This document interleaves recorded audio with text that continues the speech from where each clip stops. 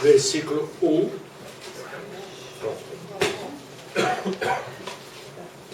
Qual parte do estudar? Quem tem a Bíblia da Ave Maria, 1389. 1389. 1389. Nossa, que capítulo que você falou? Capítulo 5, João, capítulo 5, versículo de 1, nós vamos ler até o 18. Versículo, página 1389.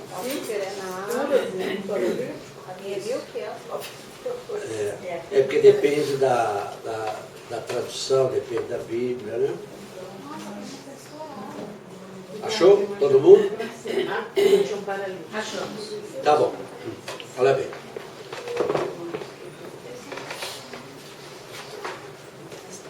Este evangelho nós vamos lê-lo e vamos prestar bastante atenção. Ele tem coisas fantásticas para nos ensinar hoje. Para a gente dar uma olhada e ver o que a gente pode tirar para o dia de hoje. Quem gostaria de ler, por favor. É João, capítulo 5, versículo de 1 a 18. Leio, chefe. Depois disso, houve uma festa dos judeus, e Jesus subiu a Jerusalém. Há em Jerusalém, junto à porta das ovelhas, um tanque chamado em hebraico Betesda, que tem 5 pórticos.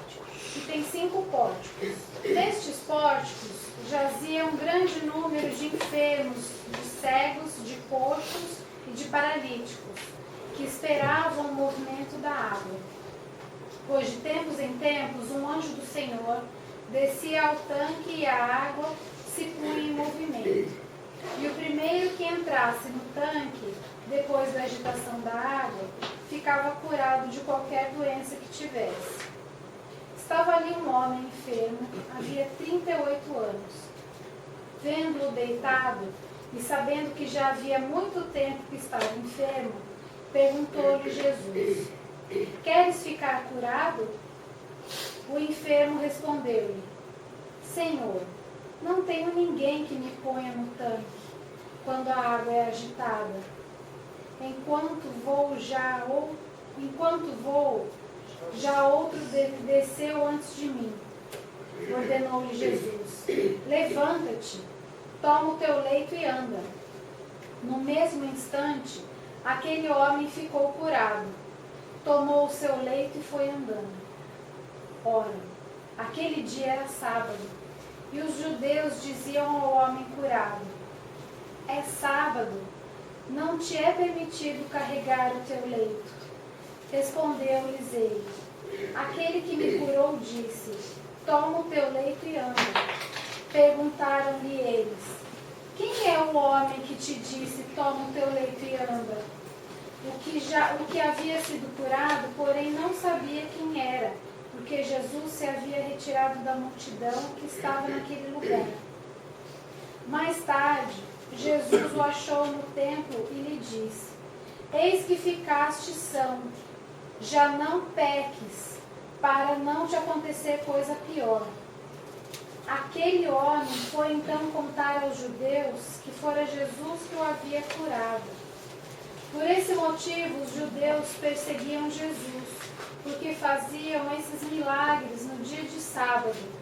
Mas ele lhes disse: meu Pai continua agindo até agora, e eu ajo também. Por esta razão, os judeus com maior ardor procuravam tirar-lhe a vida, porque não somente violavam o repouso do sábado, mas afirmavam ainda que Deus era seu Pai e se fazia igual a Deus. Palavra do Senhor. Graças a Deus. Graças a Deus. Vocês querem ler mais uma vez? Gostariam? Então vai. Quem tem? Por favor, alguém gostaria de ler novamente? Eu leio. Depois disso, houve uma festa dos judeus e Jesus subiu a Jerusalém. Há em Jerusalém, junto à Porta das Ovelhas, um tanque chamado em hebraico Betesda, que tem 5 pórticos. Nesses pórticos jazia um grande número de enfermos, de cegos, de coxos e de paralíticos, que esperavam o movimento da água. Pois, de tempos em tempos, um anjo do Senhor descia ao tanque e a água se punha em movimento. E o primeiro que entrasse no tanque, depois da agitação da água, ficava curado de qualquer doença que tivesse. Estava ali um homem enfermo havia 38 anos. Vendo-o deitado e sabendo que já havia muito tempo que estava enfermo, perguntou-lhe Jesus: queres ficar curado?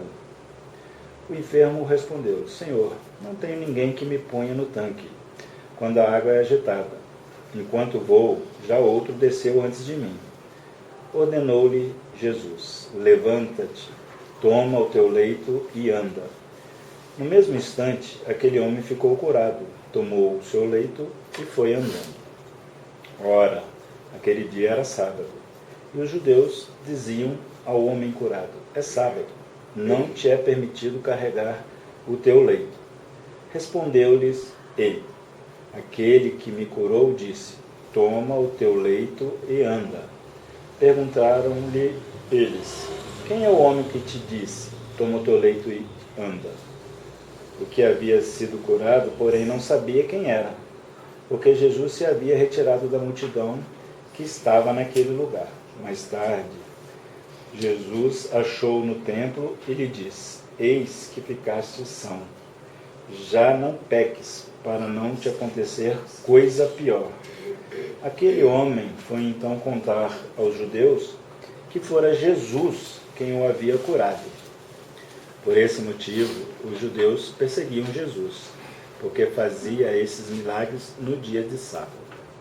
Mas ele lhes disse: meu Pai continua agindo até agora e eu ajo também. Por essa razão, os judeus, com maior ardor, procuravam tirar-lhe a vida, porque não somente violava o repouso do sábado, mas afirmava ainda que Deus era seu Pai e se fazia igual a Deus. Palavra da salvação. Glória a vós, Senhor. Muito bem. O que nós podemos tirar deste Evangelho para nós hoje? O entendimento que nós temos hoje, se eu fizer a empatia me colocando no lugar do paralítico, me colocando no lugar de Jesus, me colocando no lugar dos judeus.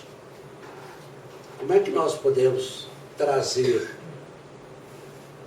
para o nosso dia de hoje essa reflexão? Porque essa partilha, ela não ficou lá atrás, ela é para hoje, é para agora. E é interessante que tem muitas coisas que, apesar de nós estarmos caminhando, nós ainda não entendemos, ou entendemos mal, ou não passa desapercebido, a gente não nota. Mas tem muitas coisas reais, que são coisas nossas, que estão aqui dentro e são mal resolvidas em nós. Nós precisamos resolver. Então, o que nós podemos tirar daqui? Quem gostaria? Aquilo que tocou você, aquilo que você entendeu, aquilo que você não entendeu, aquilo que você gostaria de chamar a atenção.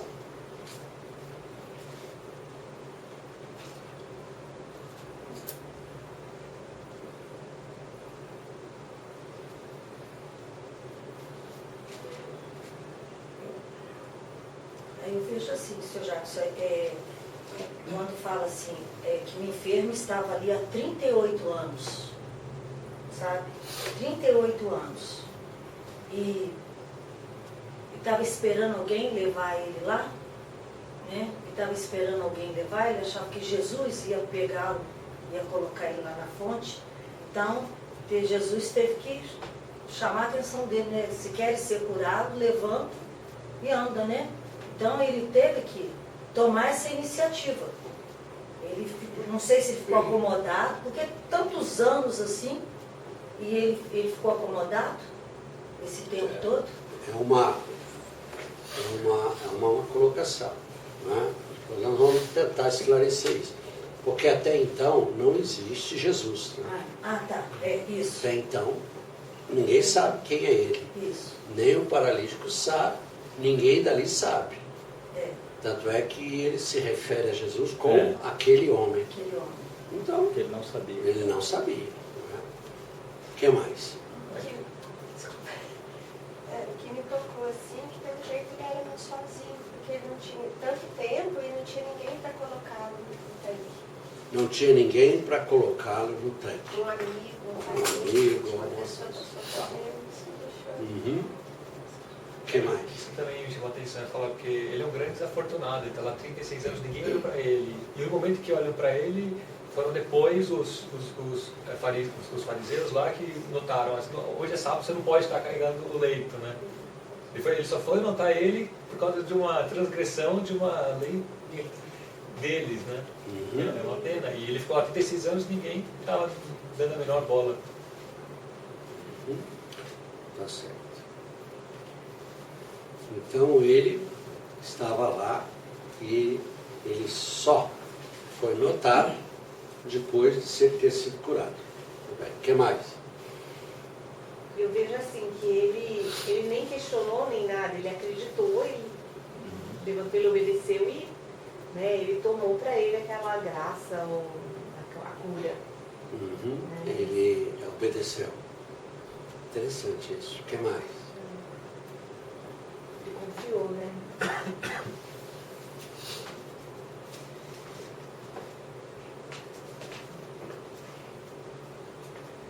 Essa parte aqui do versículo 14 também é interessante, né? Hein? Do capítulo 14, né?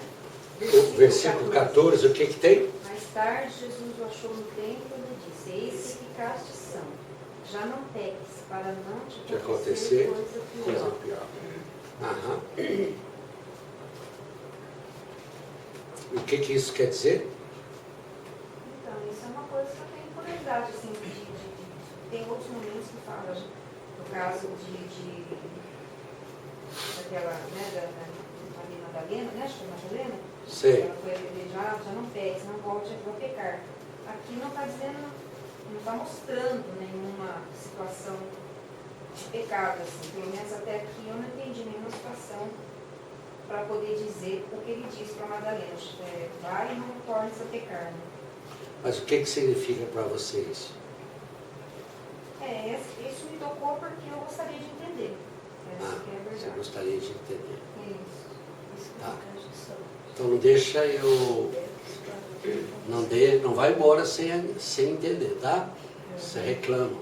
Vamos lá. O que mais?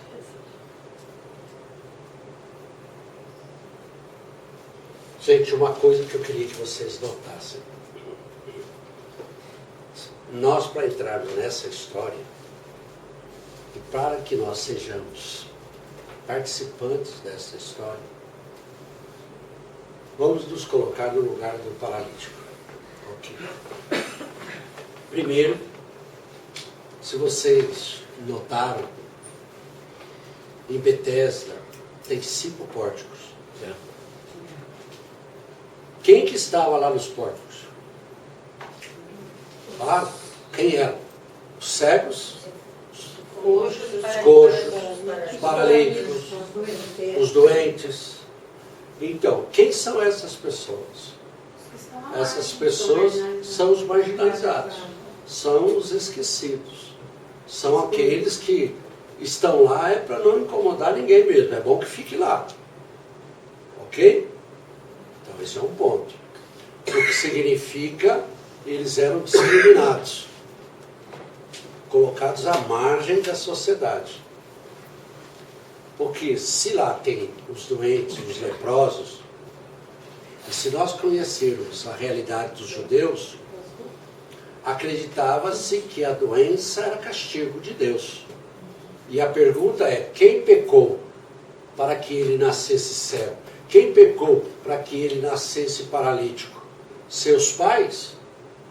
Então, mais tarde, Jesus vai dizer que ninguém pecou. Nem seus pais, nem ele.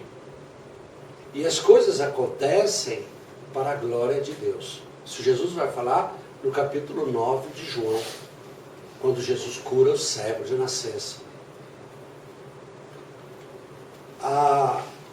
A história deste paralítico, se nós traçarmos um paralelo com João capítulo 9, é quase idêntica à história. Mas eu queria que vocês fizessem a empatia com este homem. E quem era este homem? Eu não quero dizer o nome dele, nem aonde ele nasceu, não é isso. Quem era este homem? E nós vamos dizer, era alguém rejeitado pela sociedade, colocado à margem, e ele por si só, embora tivesse esperança de ser colocado na piscina, ele não conseguia, pela sua dificuldade em locomover. Se ele acreditava que um anjo descesse, o anjo iria descer, agitaria a água, e aquele que entrasse primeiro na piscina seria curado. Essa é a crença. Eu pergunto, Deus faz isso?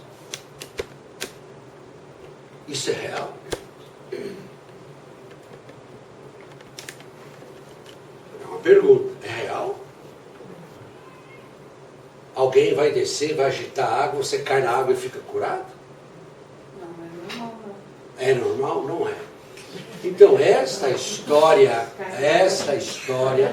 é uma história contada para que nós possamos entender a pedagogia de Deus. É uma história pedagógica.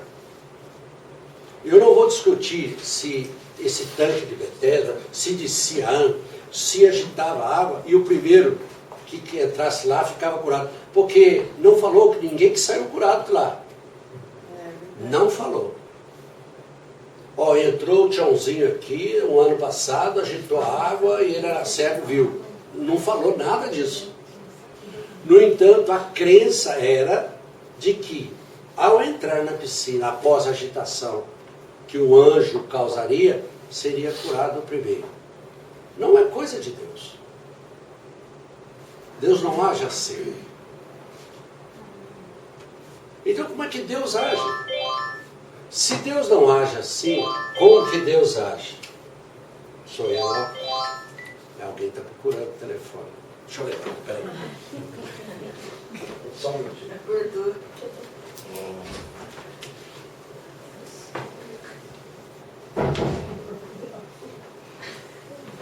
É o netinho. Bom, deixa eu voltar ao assunto para vocês entenderem. Então, está contando essa história para nós entendermos a pedagogia de Deus, a forma dele agir. E a forma dele agir é a forma como Jesus agiu. Primeira coisa, o paralítico era pecador? Não sei. Ele era justo? Não sei. Ele fez maldade para alguém? Não sei. Nós não sabemos absolutamente nada desse paralítico. Nada. No entanto, Jesus encontra com ele e Jesus não impõe nenhuma condição para que ele fosse curado. Nenhuma. Queres ser curado? Não é isso? Não é isso que é a pergunta? Queres ser curado? Ele olhou para Jesus, viu Jesus fortão, falou, opa, esse me coloca dentro da água. Esse vai me colocar dentro da água.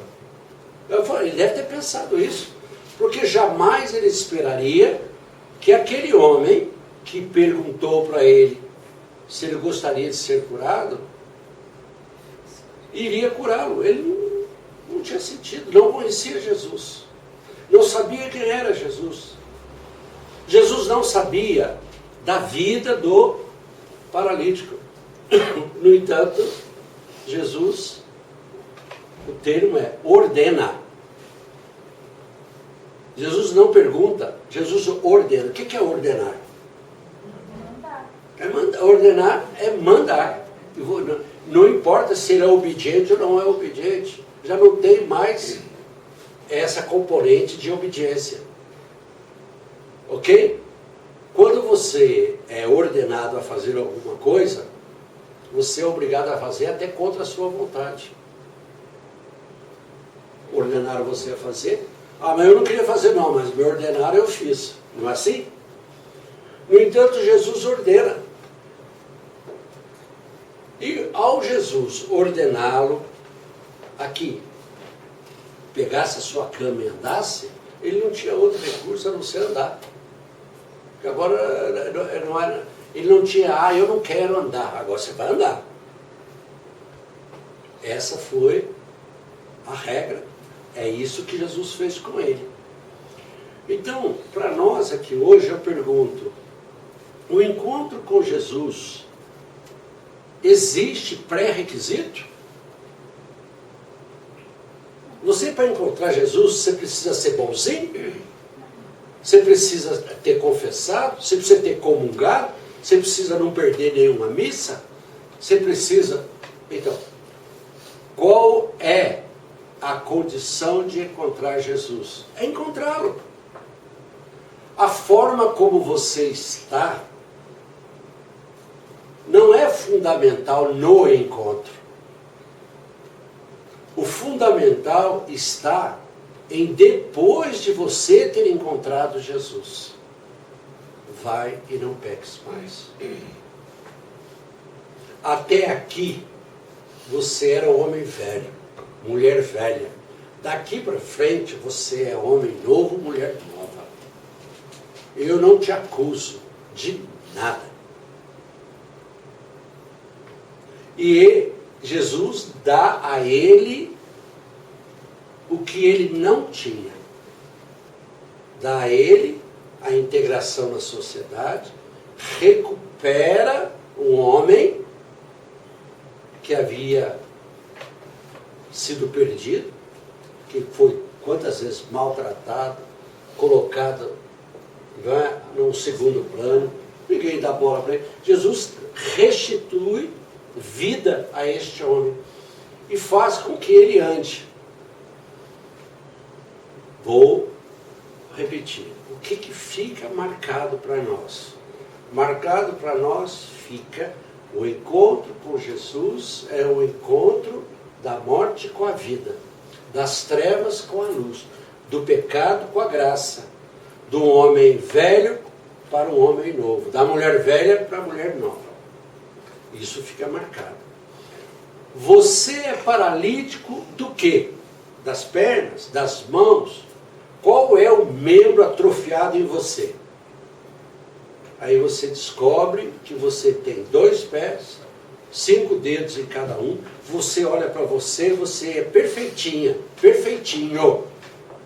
Mas, no entanto, você tem uma paralisia interna chamada um coração de pedra. E muito mais do que andar, o milagre real na nossa vida é o coração aceitar Jesus. É o milagre da conversão nossa interior. E Jesus está dizendo para nós, toma a tua cama e anda. Ou seja, toma o seu lugar de conforto, saia da zona de conforto e ande. Muitos vão falar para você, muitos vão falar para você, não é bem assim, agora você virou Papa hoje, agora você faz isso, agora você faz aquilo, até dentro de casa. O marido implica com a mulher implica com o marido. Agora você não sai lá, o que você acha? O que você acha da murmuração? Que agora você não sai lá, que agora é rato de sacristia. Quantas coisas você vai ouvir falar? Quantas coisas? Então, o chamado para nós neste Evangelho é que nós não precisamos sermos santos para encontrá-lo. Muito pelo contrário. É Ele que nos encontra primeiro. Não fostes vós que me escolhestes. Fui eu que escolhi a vós, para que vades e produzais frutos. Está lá em João capítulo 15. Ele vai dizer que quem nos escolhe é Ele. É Ele que vai fazer com que as coisas aconteçam na nossa vida. E nós muitas vezes ficamos procurando desculpas. E as desculpas são essas. Eu não estou preparado. Eu não sou digno. E muitas vezes eu não trouxe o óculos. Parece uma desculpa boba, mas é, porque não participa. Então nós somos chamados a rompermos com a rotina, a rompermos com a nossa vida velha e tirar de nós a nossa paralisia. É tomar nosso leito e andar. E os fariseus estão por aí. E eu acho que os fariseus de hoje são piores do que os de ontem. Porque os de ontem acreditavam em Javé, Deus único. E a briga com Jesus era que Jesus afirmava que Deus era seu Pai e que ele era igual a Deus. Esta era a grande confusão que havia se formado entre eles. Que se Javé é um Deus único, como é que agora aparece um filho? E como é que agora aparecem eles dizendo que é Deus? Essa era a grande confusão. Ainda mais esse que diz que é filho de Deus, não respeita o sábado.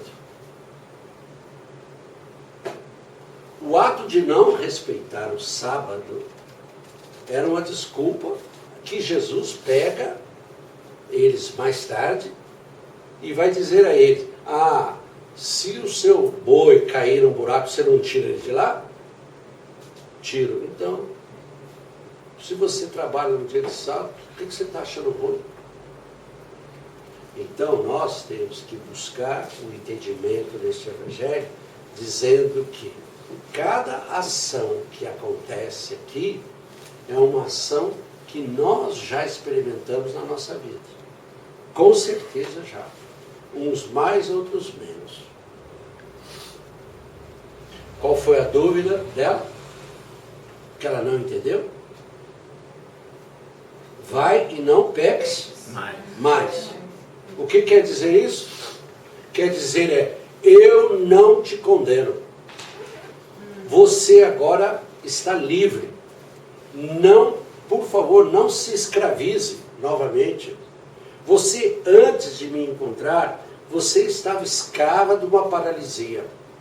E por isso que você não andava. Agora você está livre. Ande.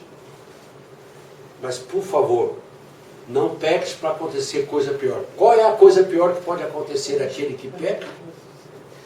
É a morte. É a morte. Porque o salário do pecado é a morte. Então, é preferível você paralítico puro do que paralítico morto. Ou um são morto. Então, o que Jesus falou para ele foi o seguinte: eu te curei. Agora, você precisa manter esta cura. E essa cura não é ter os movimentos. A tua cura é ter um coração puro. Esse é o chamado de Jesus. Entendeu bem? Entendi. Tá. Então, essa história toda contada para nós é o que nós vamos fazer hoje. Qual é a nossa ação? Então, todos nós viemos aqui. Uns com as preocupações maiores, outros com as preocupações menores. Nós temos as nossas dificuldades, as nossas preocupações.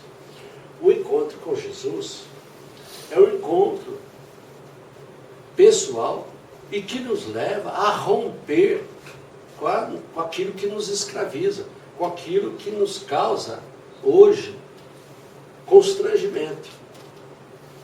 Você pode ter várias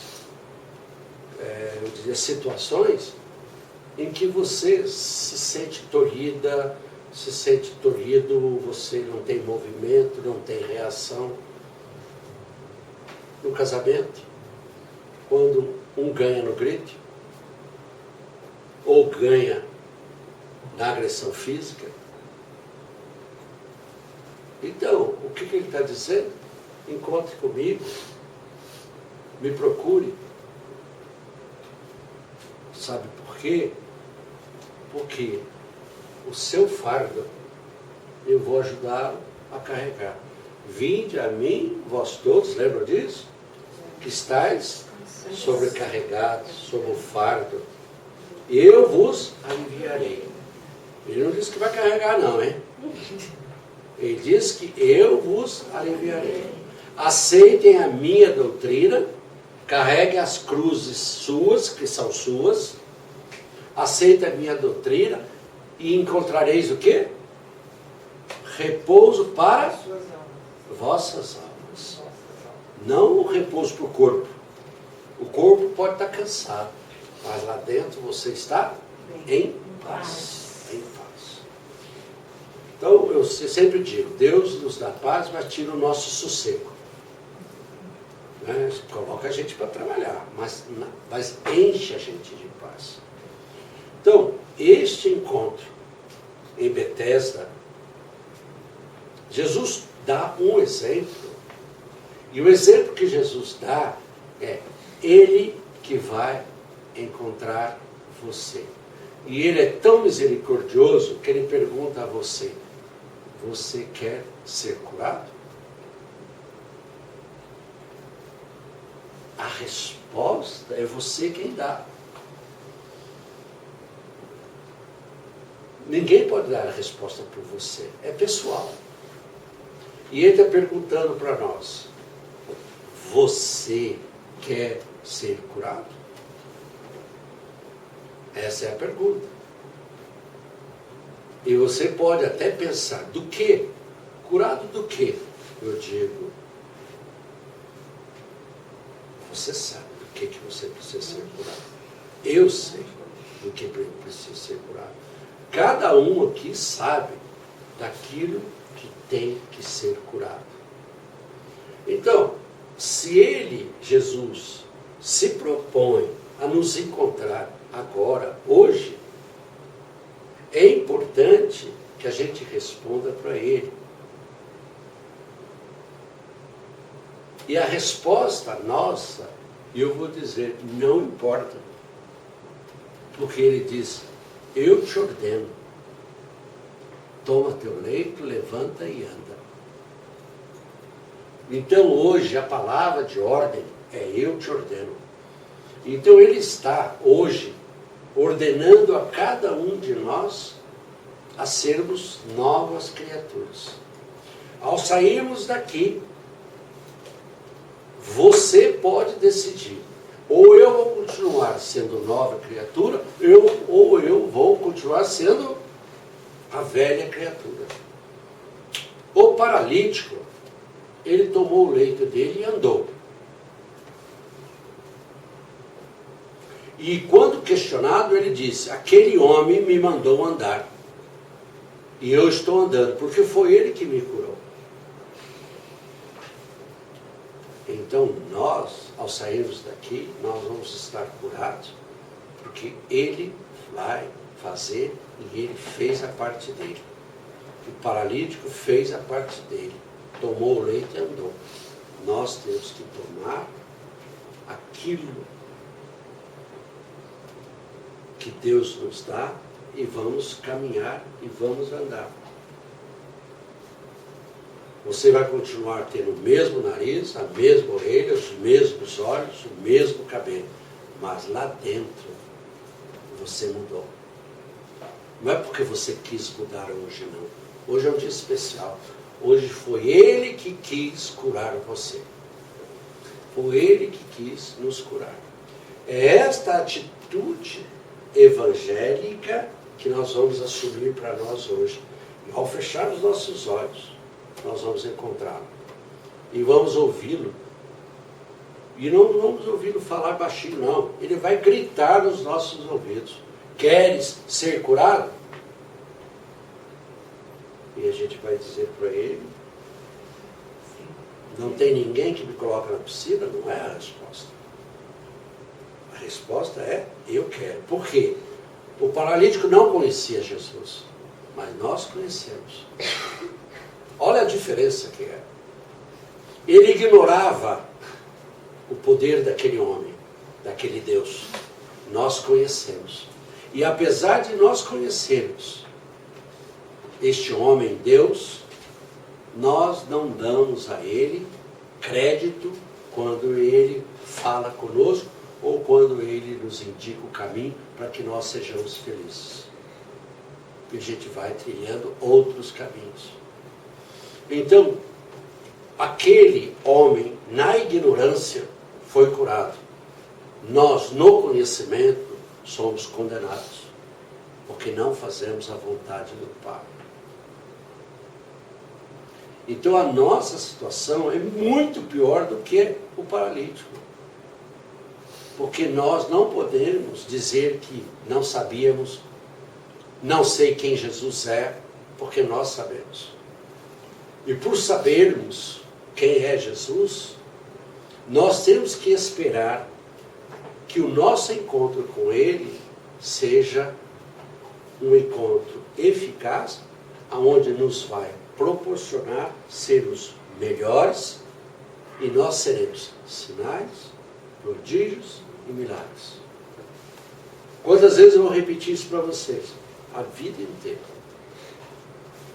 Nós não fomos chamados para sermos mais ou menos, não. Nós não fomos chamados para nós sermos santinhos, não. Nós somos chamados para sermos multiplicadores do reino e para sermos sinais, prodígios e milagres. Nós temos que fazer a diferença aonde nós formos. Aonde nós formos. Alguma dúvida? Jackson, por que os judeus perseguiam no dia de sábado? Sábado? É, porque... Sábado, Deus, desde o Gênesis, quando o autor fala da criação do mundo, Deus trabalha 6 dias. E o 7º Deus descansa. Então foi estabelecido o descanso. Ok? Descanso. O descanso era sagrado. E durante o descanso não era permitido se fazer nada. Isso é a regra dos homens. Regra dos homens. Então, vou contar uma verdade para vocês. Nas religiões que não trabalham, né? Os adventistas do 7º dia. Eles Mas não, é por causa dessa passagem? não. Eles pegam a Bíblia ao pé da letra, né? Então, são os radicais, né? São os extremos, né? As pessoas que querem ser mais realistas do que realmente a Bíblia diz. Então, vou dar um exemplo para vocês. Moisés nos deu quantos mandamentos? 10. Jesus resumiu os 10 mandamentos? 2. Não foi isso? E Jesus não inventou nada, né? Porque antes de Jesus, Moisés já havia dado os mandamentos. Já havia dito que era preciso que nos amássemos uns aos outros. Amar a Deus sobre todas as coisas e ao próximo como a nós mesmos. Resume toda a lei, não resume? No entanto, os judeus têm 614 leis. Baseado nos 10 mandamentos. 614 ordenanças que você tem que obedecer. Porque foi colocando coisas dos homens e como se Deus fosse o mandatário dessas regras todas. Você acha que Deus quer rolinha Não. Você acha que Deus quer, não é, esse sacrifício todo? Então, tudo isso foram coisas que foram sendo colocadas. E no caminhar do povo de Deus, porque queiramos ou não, os judeus são os nossos pais na fé. Então, queiramos ou não, a nossa história começa lá atrás.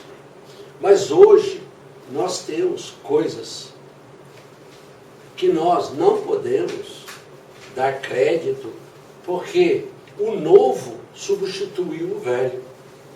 Ou seja, Jesus é a nova e eterna aliança. O testamento novo substitui o velho. O velho é mera sombra do novo. O novo estava latente no velho. E o velho está também dentro do novo. Então, o que nós temos que fazer? Nós temos que, agora, à luz de Jesus, olharmos o que ele nos coloca. Os judeus, a lei de Italião. Olho por olho. E o que Jesus disse? Amar os vossos inimigos. Oferecer a outra face. Então, a regra que Jesus estabelece nada mais é do que o cumprimento do amar ao próximo como a nós mesmos. Então Jesus veio mostrando para eles que a adaptação dos 10 mandamentos, das regras que os homens foram impondo aos próprios homens, não cumpria os 10 mandamentos. Então hoje, se nós olharmos, nós muitas vezes somos fariseus piores do que os fariseus. Nós ainda estamos na regra do olho por olho, dente por dente. Quem com ferro fere, com ferro será ferido. Pronto. Ah, mas isso aí era antigamente. Não, isso ainda é hoje.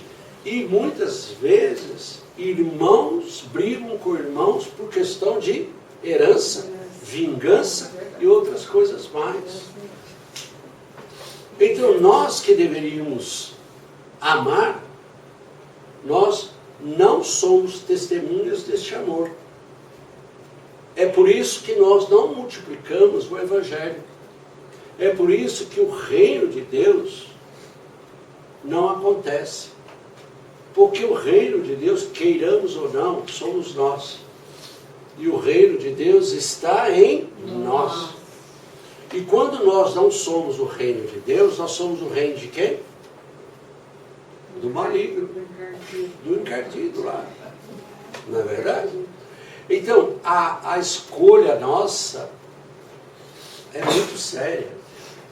Então, nós temos que sair daqui e temos que olhar para dentro de nós mesmos e nós vamos ter que dizer: eu quero deixar de ser paralítico, eu quero deixar de ser cego, eu quero deixar de ser leproso, eu quero deixar...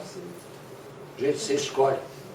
Nós somos dependentes de remédio, nós somos dependentes de cigarro, nós somos dependentes de sexo, nós somos dependentes de opção de outras coisas. O que está acontecendo aí, bem?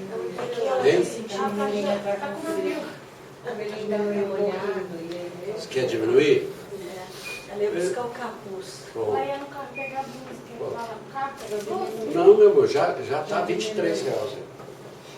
Bom, agora Passou o fio. Agora passou o frio. Vocês entenderam, gente? Vocês entenderam a colocação? Não há um evangelho, sequer que deixa escapar o encontro pessoal de Jesus conosco. Não passa. Todos os evangelhos nos levam ao encontro de Jesus. Todos.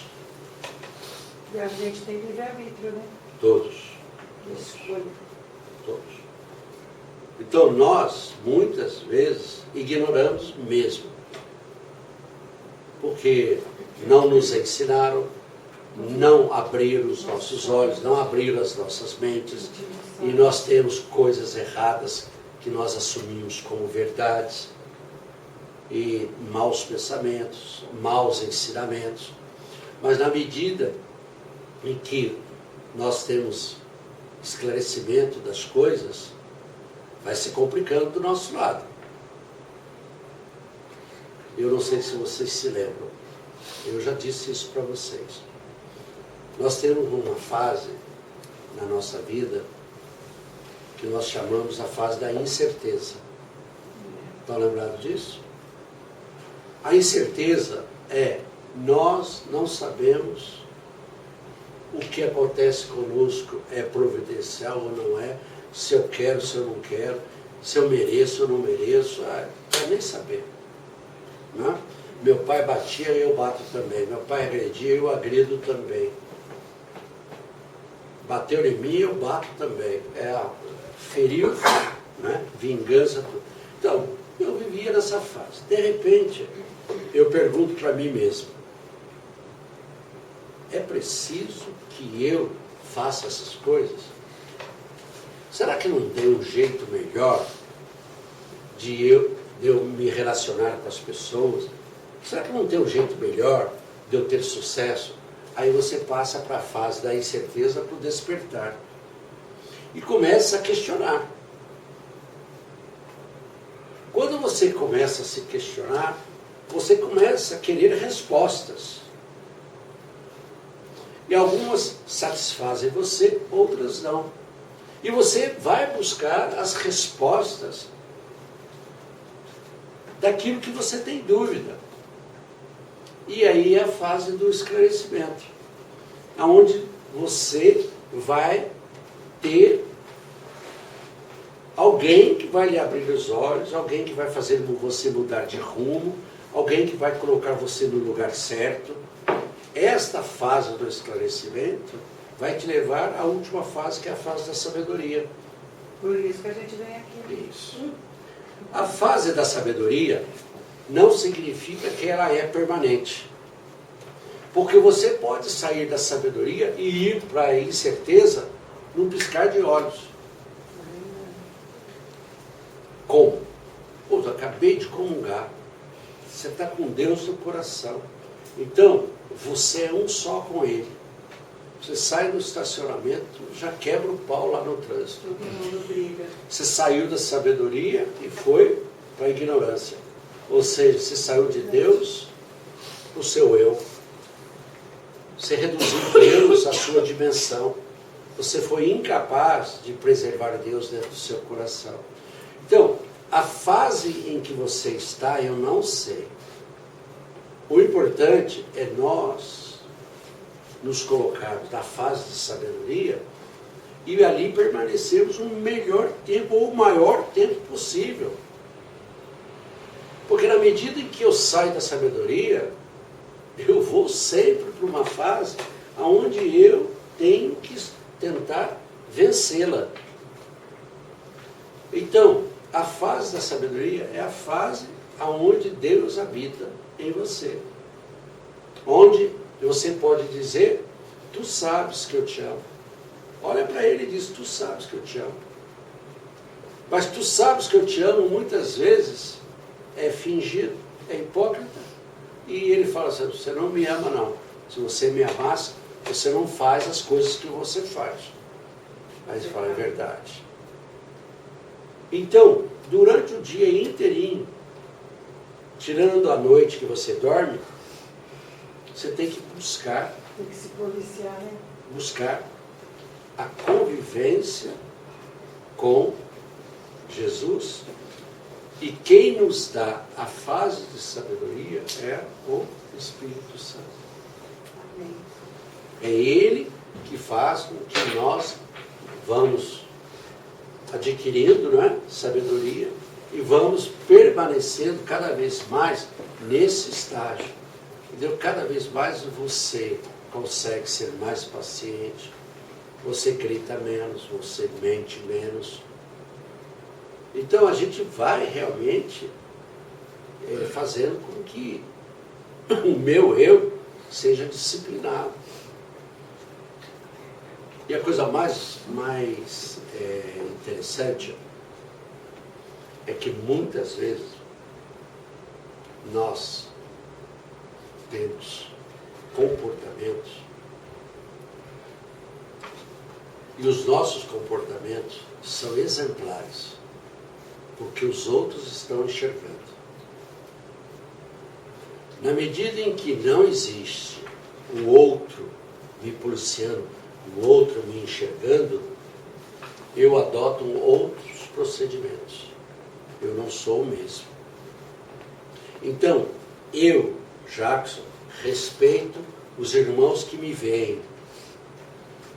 Mas na ausência dos olhos dos irmãos, eu sou um outro Jackson. E se eu sou um outro Jackson, eu não respeito o olhar de Deus, que é muito mais do que o olhar do meu irmão.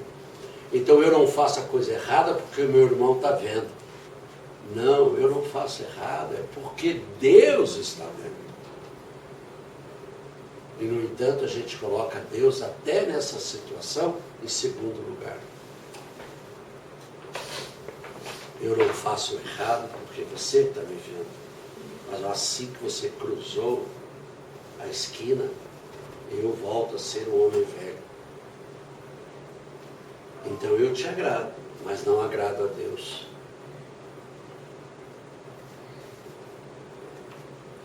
Isto é o que nos mata. Quando nós não somos verdadeiros diante de Deus. Podemos ser verdadeiros diante dos irmãos, mas não somos diante de Deus. Aquele exemplo da porta que você dava aí. Pode fechar a porta achando que Deus não está vendo. Mas ele está ali.